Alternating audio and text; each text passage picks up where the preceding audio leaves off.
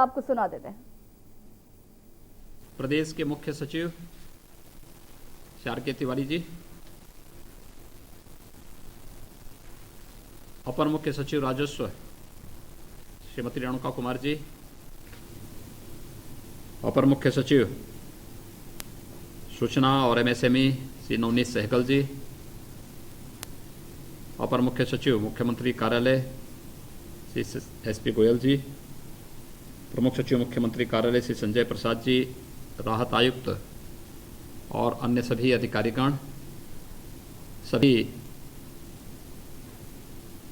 Video conferencing के साथ मेरे साथ जुड़े हुए सभी किसान भाइयों बहनों, इस वर्ष बाढ़ के कारण प्रदेश के अंदर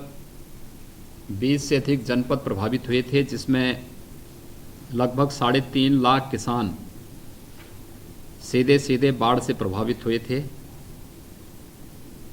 उनकी मेहनत की कमाई बाढ़ की चपेट में आई थी। बाढ़ के समय में समय पर राहत आयुक्त कार्यालय के माध्यम से हर जनपद में नौकाएं उपलब्ध कराना, एनडीआरएफ और एसडीआरएफ के माध्यम से लोगों को समय पर राहत कार्य करने के लिए प्रशासन ने समयबद्ध योजना बनाई थी। वैश्विक महामारी कोरोना के बावजूद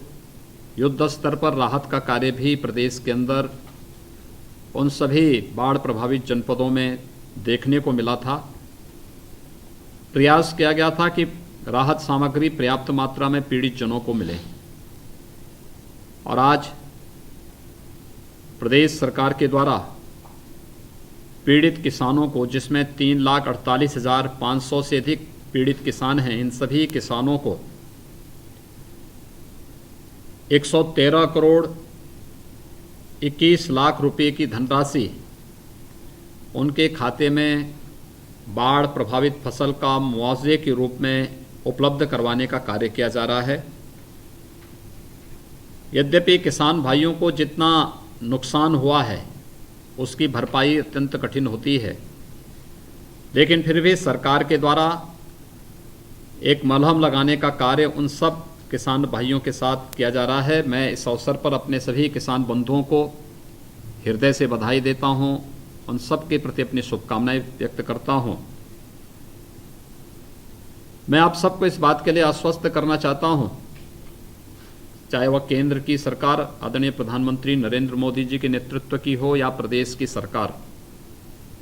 यह आप सबके हितों के लिए पूरी तरह कार्य करने के लिए प्रतिबद्ध है। किसान के जीवन में खुशहाली आए, इसके लिए लागत का 1.5 गुना दाम और न्यूनतम समर्थन मूल्य किसान को प्राप्त हो सके, इस सरकार की शीर्ष प्राथमिकता है। कई जनपदों के आज जिलाधिकारीगण के साथ किसान बंधुगण आज हमारे साथ जुड़ रहे हैं, और मैं सभी से इसी बात को कहूँगा कि किसानों को कहीं भी कोई समस्या नहीं आनी चाहिए। उनकी उपज का न्यूनतम समर्थन मूल्य हर हाल में उन्हें प्राप्त हो, ये सुनिश्चित करना उनका दायित्व बनता है। और जहां कहीं भी उन्हें लगता है कि किसानों का शोषण हो रहा है या किसानों के साथ अन्याय हो रहा है, तो उन अन्याय करने वाले, शोषण करने वाले तत्वों के साथ सख्ती से निपटने की आवश्यकता है। हर जनपद में हमारा प्रयास होना चाहिए कि पीड़ित किसानों को ये मुआवजे की राशि हर हाल में आज उनके अकाउंट में पहुंच जाए। साथ साथ ये भी हम सुनिश्चित करें कि इस राशि के पहुंचने के साथ ही किसानों ने अपनी मेहनत से जो फसल तैयार की है, इस कोरोना कालखंड में भी वास्तव में कृषि का एक ऐसा सेक्टर है जिसने कोरोना कालखंड में अर्थव्यवस्था को एक नई जान दी है। और उन स्थितियों में अगर हमारा किसान मेहनत करके, परिश्रम करके अर्थव्यवस्था को मजबूती प्रदान करने में अपना योगदान देता है, तो हमारा दायित्व बनता है कि किसान के साथ हम हर सुख दुख की घड़ी में उनके साथ मजबूती के साथ खड़े रहें। और इन स्थितियों में मेरा सभी जिलाधिकारियों से आग्रह होगा कि वे सुनिश्चित करें कि हर एक किसान को न्यूनतम समर्थन मूल्य की गारंटी हर जनपद में सुनिश्चित हो, जिससे किसान शोषण से मुक्त होकर के कृषि सेक्टर को जो मजबूती प्रदान करने की कार्रवाई प्रधानमंत्री मोदी जी के नेतृत्व में चल रही है, इस पर हम एक नया कार्य कर सकेंगे।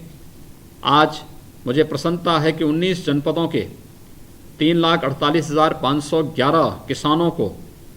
113.21 करोड़ रुपए की राशि उनके खाते में सीधे हस्तांतरित की जा रही है।